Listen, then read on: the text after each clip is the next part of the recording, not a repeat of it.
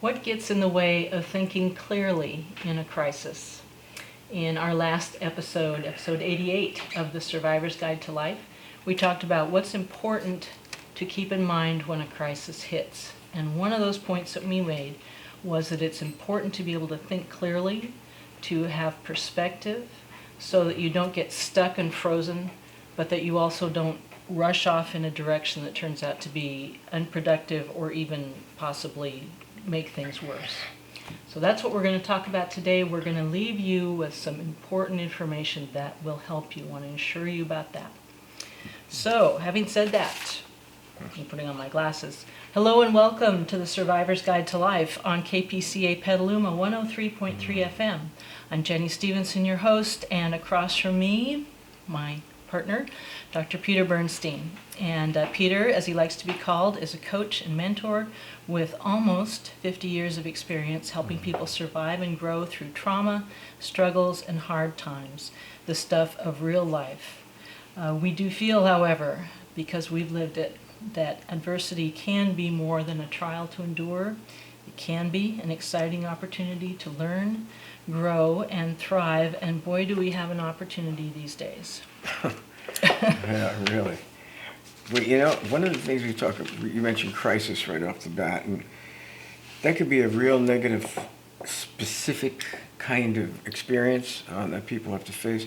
But I think we're really relating this to what's going on today in a very unusual and extraordinary kind of reality. That's actually in our lifetime, it's been unheard of, this pandemic, and the impact that it's having on people financially, personally, what they're being forced to face in their own lives and the lives of others. So I think that we're talking about a crisis in a more general sense, too, that we're living in a pretty big crisis. It's an ongoing crisis. And we would call it, right. And yeah. what I would say, we've alluded to it a number of times in other broadcasts about extraordinary realities. Yeah, I think this is more, we're living in one of those extraordinary realities. And what is that? We've kind of equated that many times to what caregivers, first responders, firefighters, police, ourselves, doctors, nurses, people in the front lines live in day to day, by choice, or calling upon your life or whatever. But it's not the choice that most people make, because there's so much involved in taking on that kind of responsibility in life. I would call it kind of the underbelly of life. It's there for all of us, but how many people are really by choice willing to take on that kind of burden, that kind of responsibility? I don't think a lot of people. I honestly don't. So even it is a crisis that we're living in, but it's also an extraordinary, different reality. And it's not just for a few on the front lines, it's for everyone. That's what makes it such that's what makes it a crisis, because it's so widespread all over the world. And I've talked to people in Peru yesterday. I was hearing, because we've supported them, sent some money for them. My God, they're dying by the thousands. They don't have any medical help, and it's terrible. And it's the pandemic. They were talking about going up into the jungles and up into the Amazon, and there's in the remote areas. Very remote areas. Families are being wiped out. Wiped out. Yeah. And they have no medical supplies. No. So some of our friends from a nonprofit that we support are bringing it to them.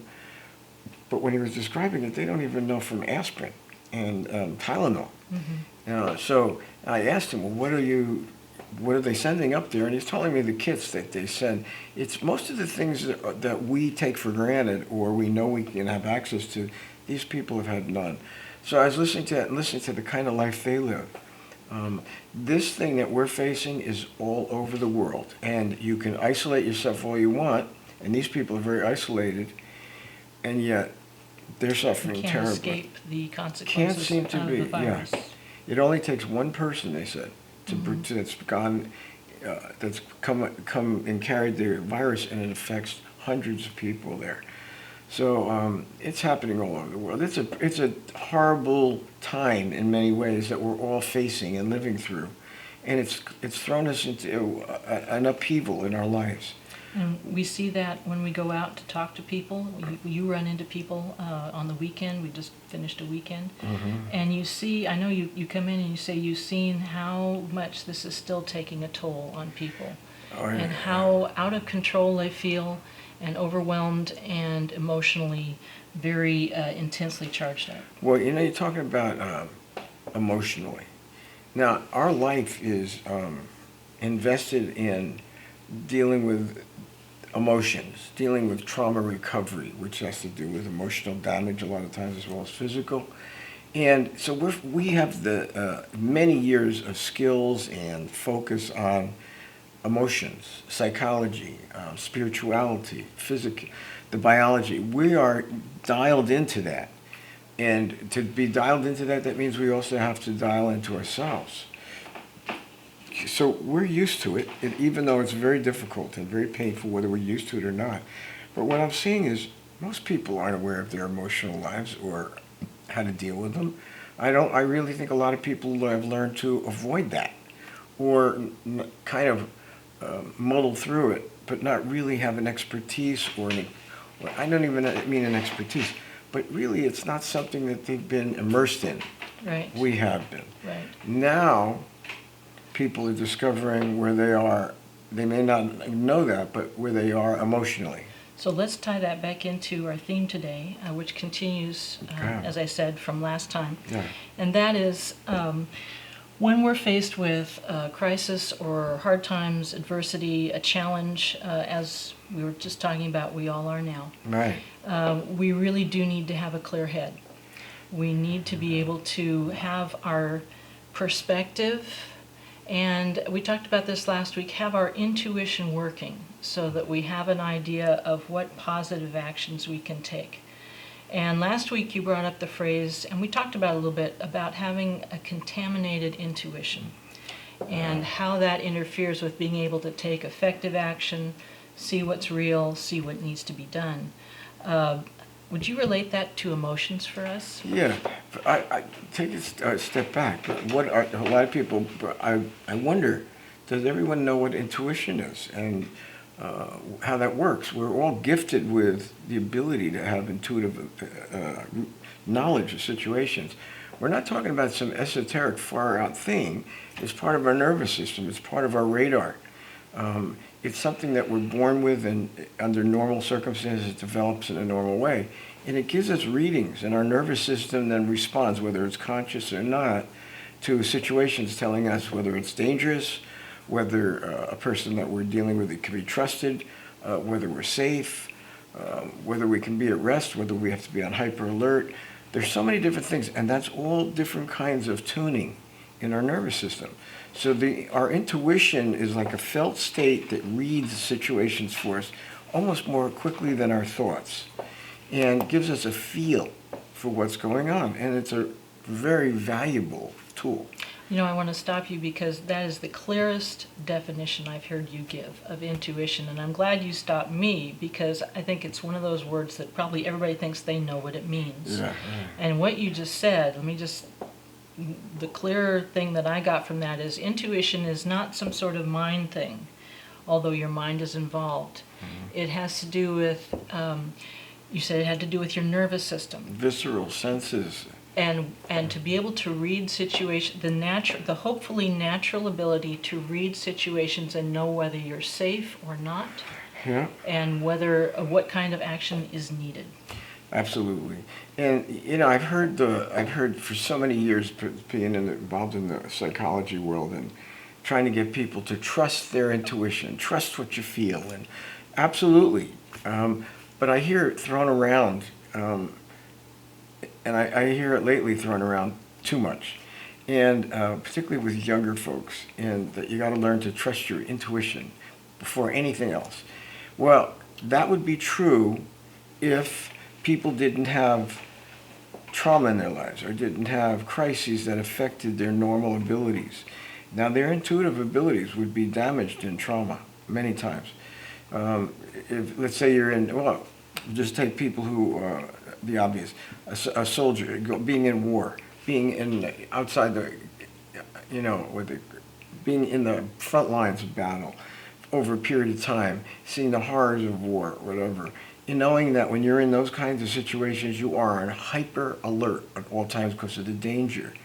And after a while, because you've been in it so long, you lose the ability to come back to a normal, many times to come back to a normal sense of letting go of that, letting go of all the energy that goes into that, letting down, and just coming back to what we call normal self-regulation, which says you're safe now, you can let go of that, that's not what's happening. It's recognizing that you're in a more civil situation and there's no real danger. And yet what we've seen as soldiers, we've seen people that have been through trauma of various kinds. They can't seem to get beyond the hyper-arousal of when they were in the midst of trauma, or a soldier in the midst of a battle, or the horrors of war. And what happens is their responses are on that edge all the time. So you can put them in a normal situation where everything is safe. It's, they're in the civilian life now, and they are still watching out and expecting danger. Right. A very dramatic thing might be a soldier, a veteran, a former service member, in some kind of natural setting like a restaurant or a store, and there's a sudden noise somewhere that is not clear what it is. And what it looks like is, okay, there's been a sound in this normal situation, but for someone who's been traumatized, that can be high alert danger. Yes, and it's interesting. I know that you're picking. We had gone to a Navy SEAL conference. This is a number of years of some of our friends who are retired Navy SEALs or Navy SEAls, and they were just talking casually amongst themselves and with me. And I think you were there. I was there. And we're talking about they're going to a restaurant, and they said, "I never put my back to a door. I'm always facing the door at all times." And they said, "It's my responsibility to make sure everybody in that restaurant is safe at all times. That's why I do that." And I looked at them, and these are the younger. Now I was not a Navy SEAL, but I certainly know what trauma is. And I remember being just like that. And I looked at them and I said, you're still so charged up from what you've been through that you don't have to live that way. And when they all looked at me, all of them, said, we're all like that.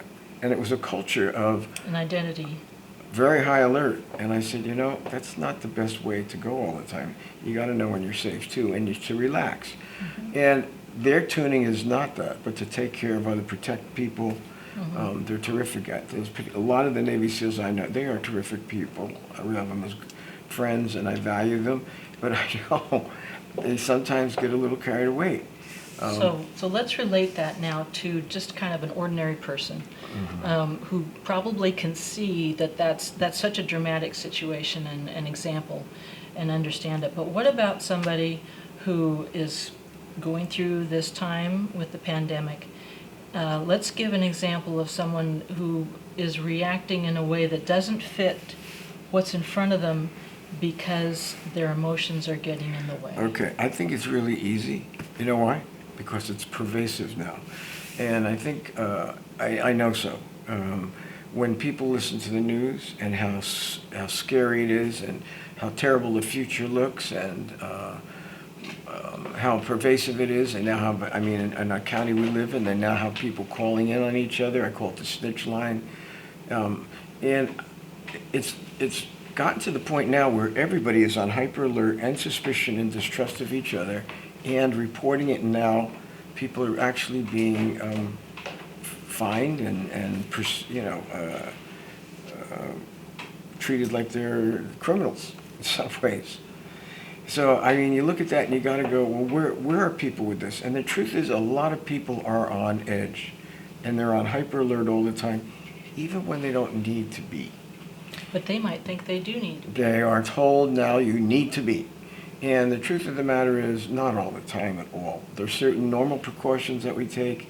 There's really normal fears and things. And then it's when it's gotten so pervasive that people are ready to take each other apart. I've had a number of circumstances where I didn't even know the people. And I remember when the thing first started, waiting online was in a supermarket or whatever. I saw some terrible things happen. I've seen it at waiting on lines at the bank, and I've seen where somebody was hurting, or there was somebody who was handicapped or an old person, and you'd think people would help. And they're so into themselves and taking care of and staying away They didn't care that this person was just about fainting and falling apart. And I look at those kind of things and I say, what happened to the normal humanity? What happened to relating with empathy and caring again? Which is where our intuition would say, hey, that person's ready to faint. Right. Help them. Yeah. Don't worry about where you are online. Go help them. And you look around and no one. They're not there. No. No. And I see a lot of these kinds of things now. There are certain people that are extremely hyper-vigilant and expect you to, and if you're not, they're punitive, and they're ready to go at it. I unfortunately feel that around. And also you can feel how uneasy people are. So I think that there's a level, and you talk to enough folks, they listen to the news enough, it just feeds into there. It feeds into it, it does. So You're right. you don't have normal intuition anymore. Nope. What you have is somebody who's on hyper alert and very tense, and you're seeing it on a massive level. Yes. So that's when We'll come back. We'll Okay, come back. yeah. And Peter and I are talking today about what gets in the way of being able to think clearly and see what's happening in front of you during difficult times, crisis, particularly now with the pandemic. We're talking about emotions, and we're also talking about intuition, the ability to read situations and know what's appropriate, whether you're safe, whether there's danger, whether you need to be on alert, whether you can relax.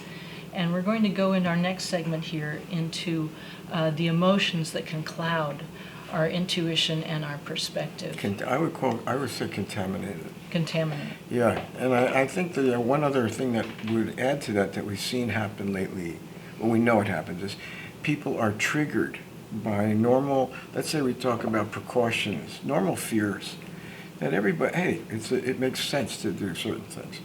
But what it does is people that have had very fearful pasts or had terrible things happen to them in the past are still suffering in some way deep within themselves, in their nervous system, in their unconscious, in their body, in their psychology. They are still suffering with the memories that are lodged in their body, in their nervous system, with the intensity of those traumatic events that happened early in their life. So, okay, that did happen, and they go along and they kind of make it through life, not happily, but we all have our burdens. Well, here's what happens. You have normal fearfulness that goes along with this situation that you just read it in the present. You say, hey, you got to put on a face mask when you go into a store, when you're around the public. Okay, that's based on fear and caution. But these people would take it completely differently and go off the deep end with fearfulness and paranoia and distrust that is so intense. And I'm seeing a lot of that. So we talked about in other episodes about triggering. Triggering is something that also does a heck of a job in contaminating intuition. Now, it's funny because I'm one that really is one of those feeling people, sensitive people, and I've always put a lot of value on intuition. But I hear lately that something that it can be viewed too simplistically. And you can say, hey, always trust your intuition. There's nothing more important than that. Trust yourself. I get it. What do you think people are talking about then? What do they mean by intuition?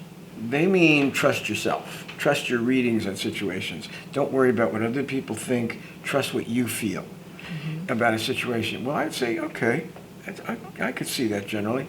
But it's too simplistic because you got to take into consideration folks that have had trauma, folks that have been through bad times, folks that their intuition is not clean and clear anymore. It's clouded with old emotional material, energy, charges from old trauma, and their intuition is not going to be reading situations well. I'm just thinking of when I saw a very well-known movie called American Sniper. And I remember the fellow, Chris Kyle, came back after his third or fourth tour, and he was at a neighborhood gathering with the kids, and his wife was trying to get him to kind of let down and let go a little bit. And he was trying, but his mind couldn't be there completely because he was still on edge. And the kids were playing with a dog that they were enjoying. The dog was playing with them, and all of a sudden it made him remember certain things about Iraq or Afghanistan about dogs attacking. I don't know what these, and all of a sudden he thought the dog was attacking the kids that were playing, and he went to kill the dog. And there was nothing going on that was dangerous. He couldn't read it. His intuition was saying, that dog is trying to kill those kids. And he was going to, his thing was, he had a real serious protective mechanism. He was a sniper. And then he was going to go protect those kids. And the kids were completely happy with the dog and vice versa. Mm-hmm. His intuition misread the whole situation.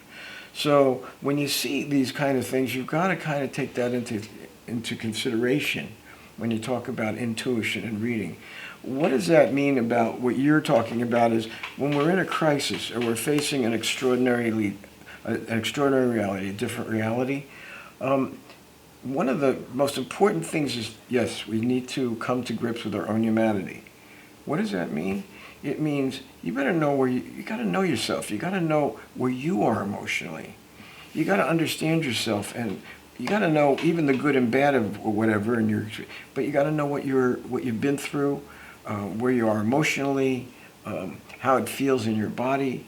Things that are very important to give us kind of a baseline of who we are. You know, I think a lot of people would say, well, I know how I feel. That's not a problem. I know how I feel.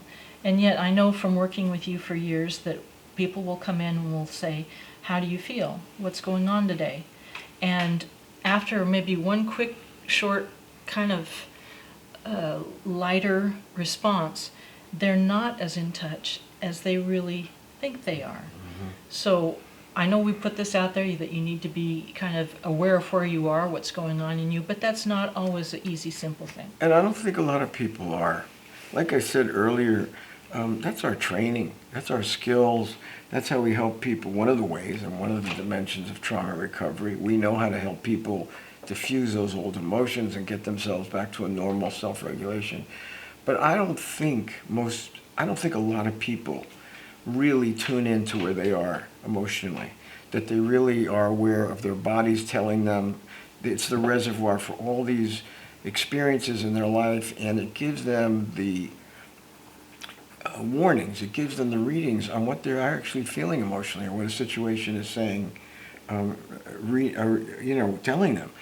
I don't think most people that I could tell have that kind of ability, or they have the ability, but I don't think that's been emphasized. No, I'm thinking back to the people we work with, and so often when people come in and they want to make some progress in their life, they want to work through old things, they don't know how to get in touch with how they feel. They have maybe pushed it down because it's painful or difficult and they don't want to feel it.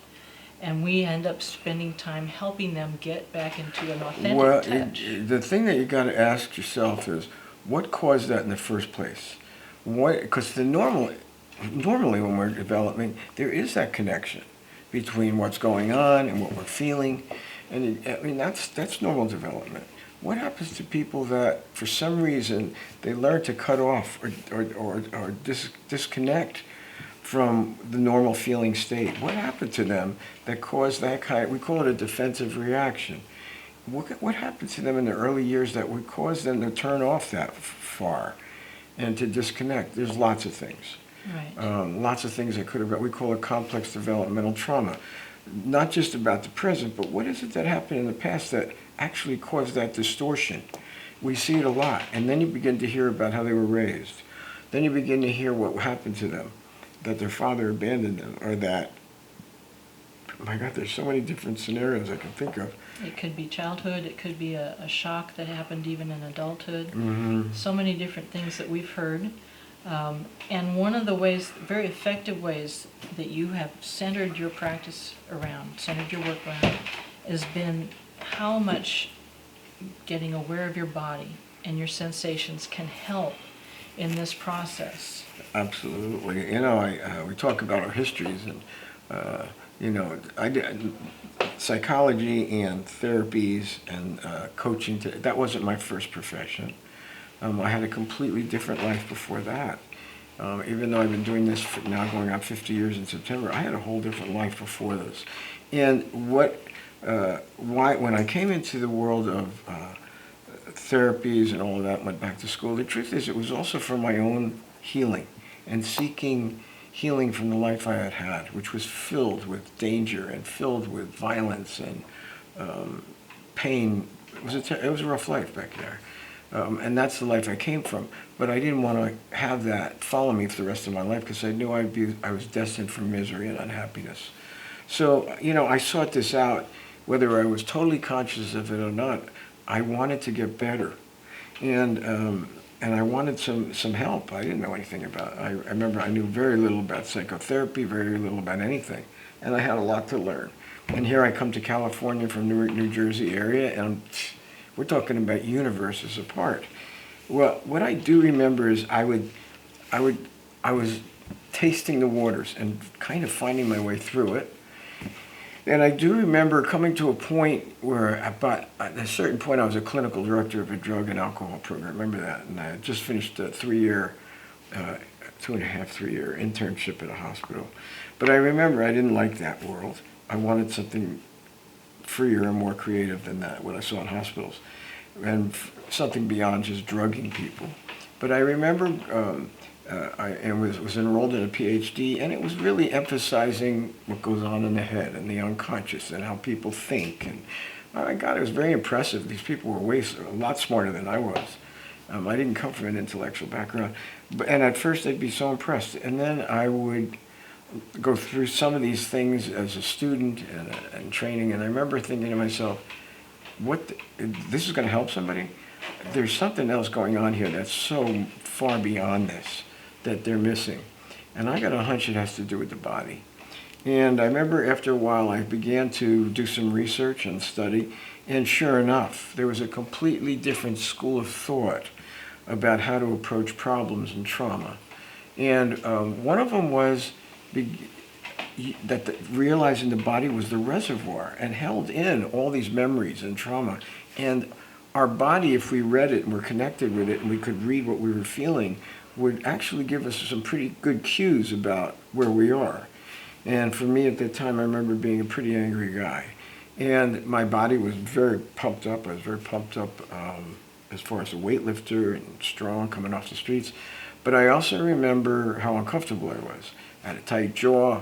I was always on alert, ready for fighting. And, in California where I was, it wasn't anything like Newark, New Jersey or Union, New Jersey. And I remember thinking to myself, this isn't fitting for where I am. And if I'm ever going to have a good life, I've got to let go of this because it's programmed in me. My intuition was geared for danger. So that's how I began to dabble and learn about it and therapy. But then I realized I came to a certain point, probably halfway through my first PhD, or maybe a little earlier, that this is not for me. I have got to find a way of clinical training that was going to incorporate the body. And sure enough, there was plenty. And I decided to change my PhD, and that's what I emphasize, clinical psych. That's what you brought to your work ever since. Mm-hmm. That's right. But what I'm going to need to take a break. We're going to need to take a break? Yeah. Peter and I are talking today from the point that in order to really be effective in a crisis or in a very difficult time, you have to have your intuition and perspective working clearly so that you can see what's happening in front of you and how you should respond. And we're talking about what gets in the way of that, and specifically built up emotions, possibly from past trauma, from difficult times in the past. And how do we recognize those emotions? And since this is our third segment today, I want to make sure we get to what are we going to do about these emotions. Okay. There's another part to it. Out of that, working that out and learning the skills of sorting that out leaves you with some great experience to use when you run into new crises and new disruptions in life. And I've had an expertise in developing the messy times that people go through and the disruptions in their lives. To me, it doesn't frighten me away. It's like I get very creative. I know how to survive it. I know how to teach other people how to survive it.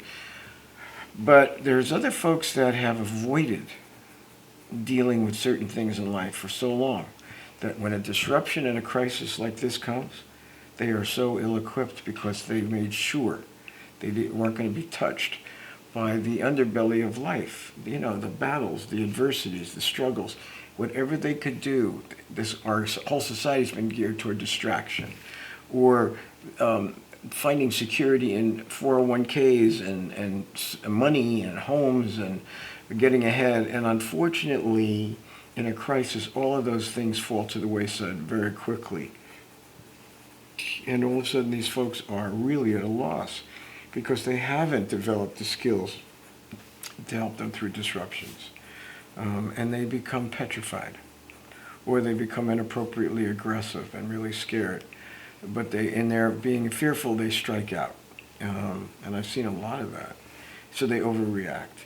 So we're talking about emotions, very important. How do you work them out?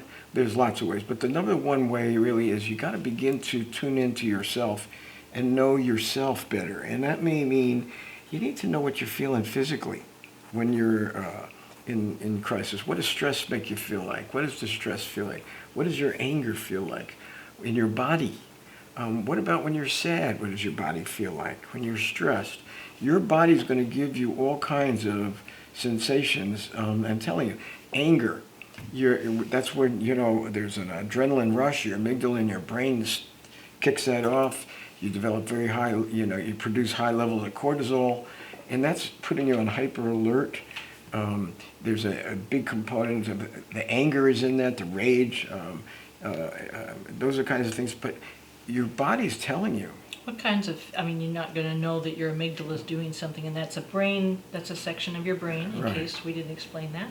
But what kinds of symptoms in the body come with anger that we can Well, explain? I think you'll see, your eyes will be bugging out. You're not going to be feeling hunger. You're going to feel a very fast heartbeat. You're going to feel there's an intensity in you. I see you doing something with your tight jaw. There's going to be a high level of energy built up in your body. You're going to feel it. It's very, very uncomfortable, or it could be in danger, very appropriate. There's a lot of things that the physical coldness, fear also produces that, but anger produces that, or it produces an intense, red-hot intensity within your chest and in your body. It's almost creates like a machine gun effect intensity. That's rage and anger. The other things that sometimes people don't recognize are anger are frustration, irritation, impatience. All of those things build on themselves until you get to a place of overflowing with rage and reactivity. Right. There's no responsiveness. Then it's just being reactive. All those things are part of it. Those are the destructive parts of it many times. Right. And we've seen people strike out. We've also seen people take it out on themselves. They can act in against themselves. And then they get super critical, almost to the point of being self-abusive. And that's another form of rage turned in. There's many kinds of things that happen. But you ask yourself, okay, that's anger and rage. What does sadness feel like? What does compassion feel like? What does fear feel like? And what does fear feel? Feel like physically that coldness. We've had a guy recently that said he had just heard that his company closed down, and his whole body was so cold he couldn't find a warm spot, and he was pacing in the house and very uncomfortable. He was scared, and he began to feel it physically, and he couldn't get out of it. That's pretty common stuff. Fearfulness, usually, what you really want to do is run away. People who are raged are ready to fight and attack. People who are fearful and feel that kind of coldness want to run away. And their thoughts are, I got to get out of here, I'm going to get hurt. People who are enraged go the other way and go, I'm not going to get out of here, but God help anybody who comes close to me, I'm going to really hurt them. So those are a couple of ways that our body begins to tell us some of the things. Our neck gets tight, our jaw gets tight. Stomach gets tight. Stomach for Stomach fear. aches for fear. Yeah, Yes. Stomach aches, throwing up, Yeah. or feeling nauseous.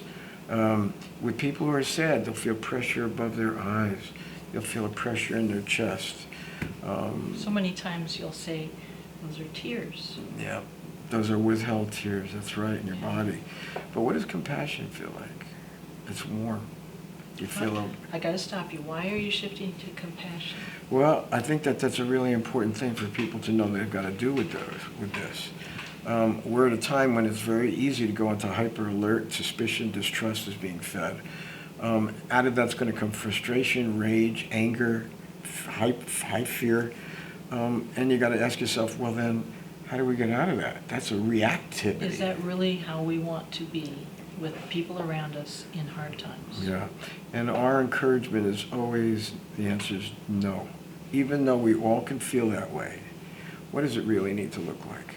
There needs to be a transformation and a transition to empathy, compassion for our fellow man, and caring, not seeing them with suspicion and distrust in a potential threat.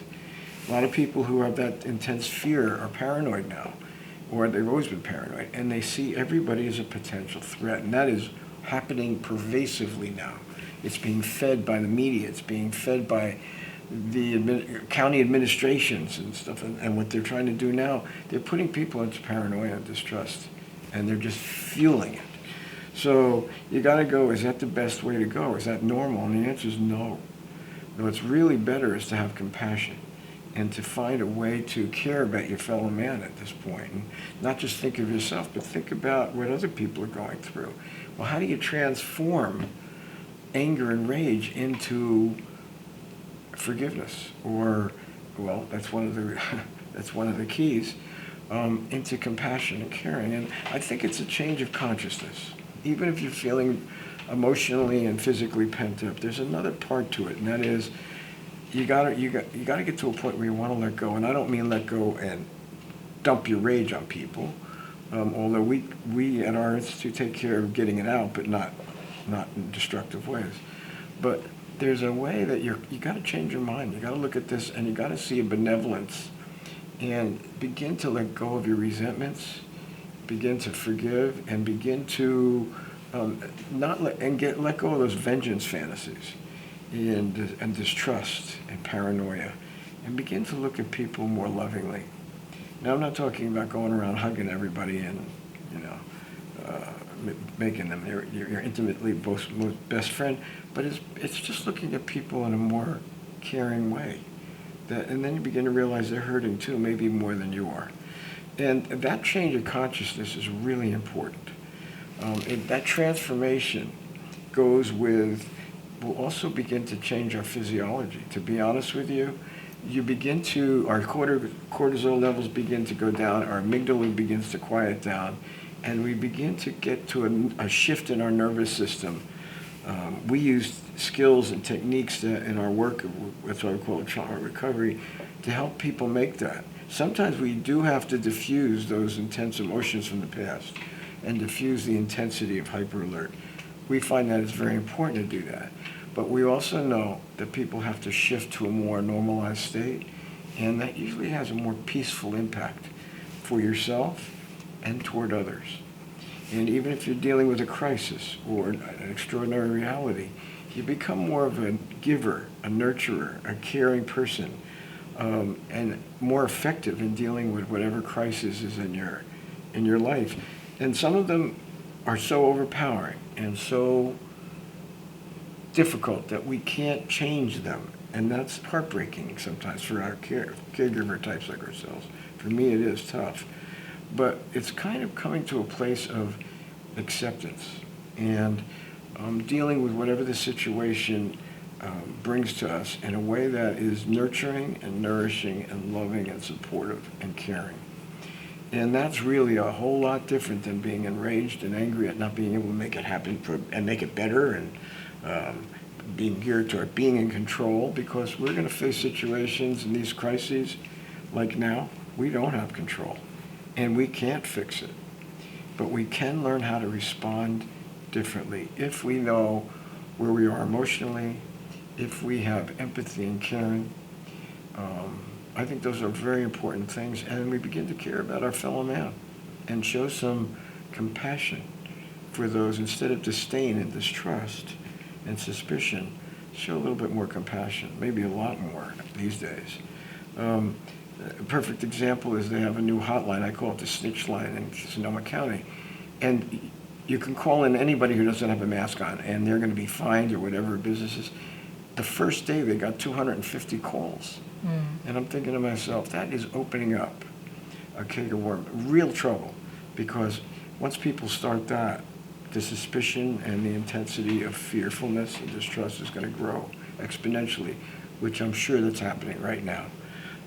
That's the kind of things we want to diffuse. Yes, we want to make sure people take precautions, but now it's going way overboard, and it's being done officially, and that's supposed to be to help people.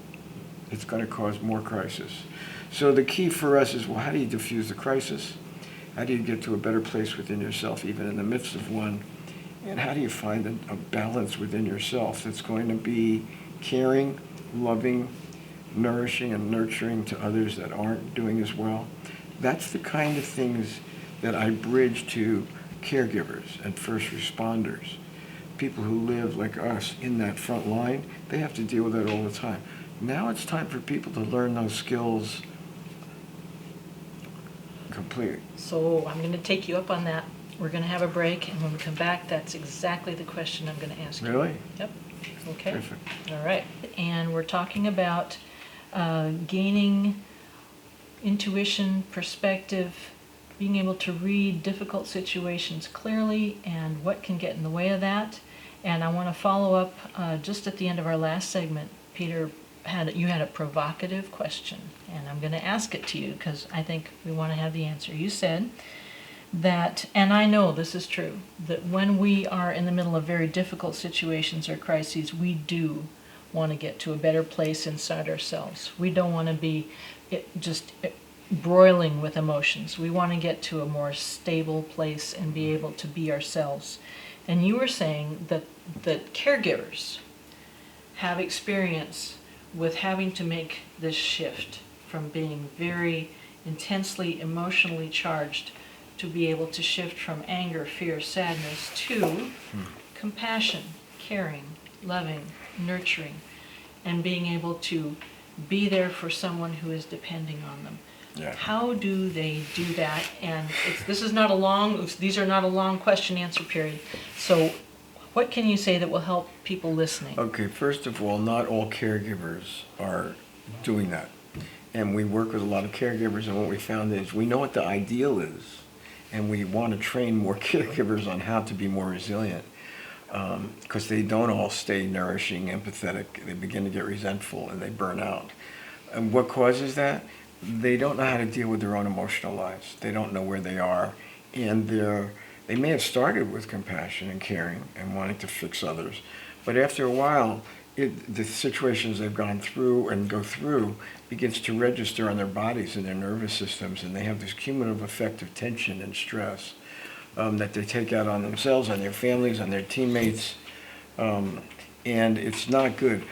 What we would encourage those folks to do, first of all, we got to help them diffuse all that backed up emotion and pain before it turns physical.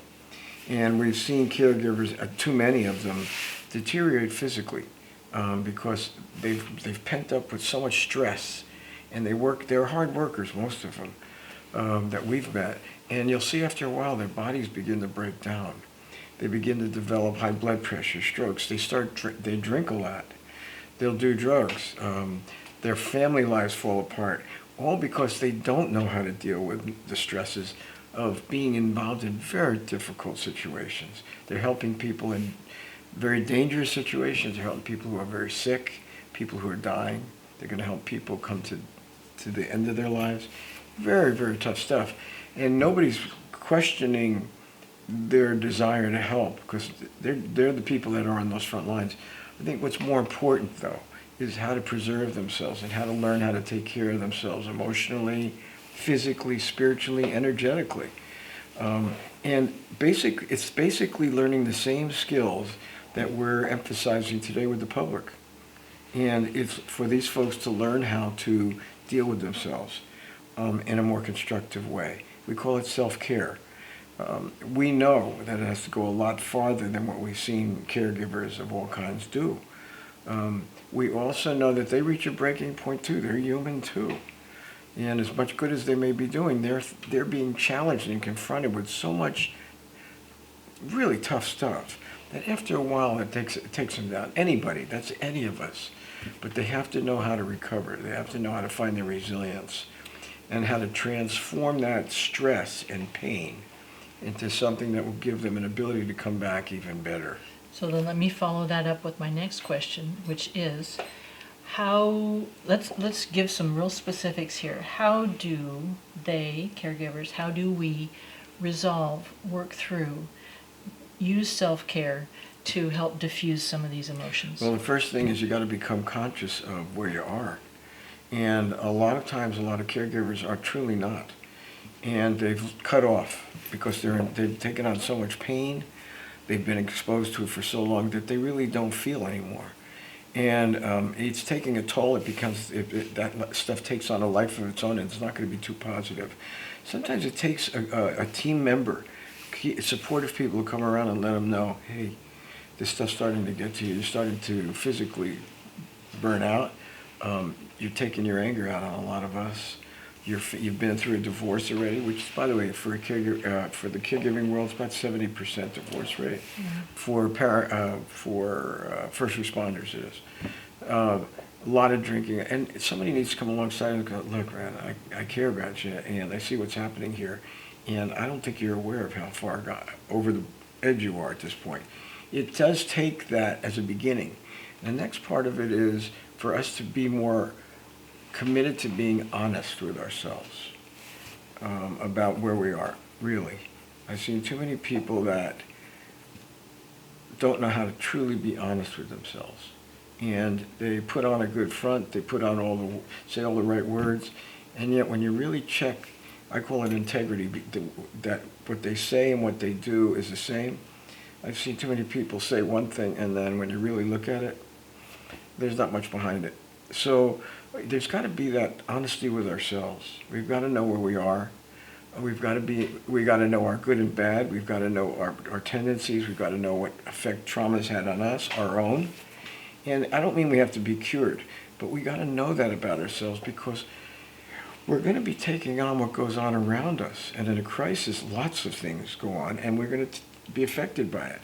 First responders, paramedics, caregivers of all kinds, we take on the energy and impact of what these people are going through. It affects us. We got to know what their part of that we've taken on from other people and who we are. Otherwise, they come together and they get all embroiled, and it's very hard to sort it out, and that's when things begin to go down. Get very messy. Get messy. Very confused and unhelpful. And that's when people begin to act destructively and get resentful and eventually burn out. They can burn out. Yeah. Okay. That does happen. My last question. And this is something that many people, I believe, that we see, and that we see not only in the work that we do, but we now see out in the world, that they feel but they can't always put into words. Yeah. And that is that somewhere under all the emotion, with everything that's going on, under all that, or inside all that, there is this feeling that they are not going to be okay. Mm-hmm. And that colors everything for them. What would you say to those people now? That deep down don't feel like they're going to be okay. Right. They think the pandemic is going to get them. They think they aren't going to be able to handle the difficult times of their life. They're just not sure that they can come out and come through things and survive and have a better life in any way. Yeah. Well, it's a thought-provoking question. I'm not one of those people, but I certainly help numbers of people who are like that. What I've discovered, and this can vary, is that a lot of folks that have had difficult journeys in their life, somewhere along the line lost hope. And when things got bad, they became very despairing and discouraged. And in some ways, they gave up. They didn't really see that good can come out of something. because in the past, maybe it didn't. I see people under stress now falling back to those old kinds of messages of they're not going to be okay. And they get there's a lot of depression, there's a lot of discouragement, despair. I see it, not just anger and rage. I see the other too. And I look at that and I go and the media feeds that too, a lot. And although I have respect for Dr. Fauci, he is a worrywart. And boy, he doesn't have a very positive outlook about the future, about anything, and he's wrong. Now, I'm not saying he's wrong scientifically and clinically, that's not my expertise, but we come out of it. We've had other epidemics and pandemics. We eventually come out. You don't hear him talking about any coming out. There's other experts that I've listened to that do have hope, and they realize it's so important to encourage people right now and give them hope and encourage that within themselves. If you don't have hope, it's time for you to discover what it's going to take for you to rediscover that part of you. Does hope and faith mean, well, you're just going to, Is it pie in the sky, Pollyanna, yeah, everything's it's just going to nothing, be fine? and it's nothing like that. Thank you. You said it right. It's more knowing that even though you got to go through all of these difficulties, eventually you're going to come out all right. In some new way, something good will come out of this. Now, when you're in the midst of the struggles, I can attest to this. Sometimes it's pretty hard to go, really, what's going to come out of this? This looks really heartbreaking and devastating to me. I'm not negating people going through those rough times, believe me.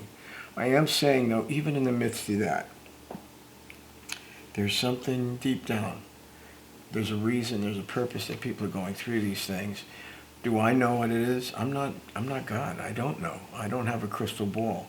But I've had enough experience in my life and had a lot of difficult experiences, devastating in my life, in helping thousands of people go through theirs and get over the effects of it and come out for the better. They call it post-traumatic growth. I do believe in it. But I know that there's going to be something purposeful and good that comes out of all of this. That doesn't mean that the process is easy or looks really, pie in the sky, everything's wonderful. Nothing like, I'm not talking about that. But deep down, you got to know that you're going to be okay, that things will work out eventually. And something good is going to come out of this, even if you can't see what it is now. That's hope. That's having some faith and trust. It's essential to healing. We all need to have that. I sense that a lot of people do not. I do too. I've seen too much of that lately, and they're discouraged, they're despairing, they're also emotionally exhausted. And that really makes it harder to have hope if you're depleted and exhausted. Absolutely. And they go back and flip back to, that's when they get into these old reactions of despondency and despair and discouragement. Mm-hmm. And I don't think a lot of people that are there even are aware that it's happening. No, it's not just always. An automatic falling back to the old reactions. Not good. Not good at all. Because this is a new situation. There's going to be a new day. There's going to be a new beginning. There's going to be, and better days are going to come. And we've got to find ways to be creative and reflective during these tough times, and learn to be responsive instead of reactive.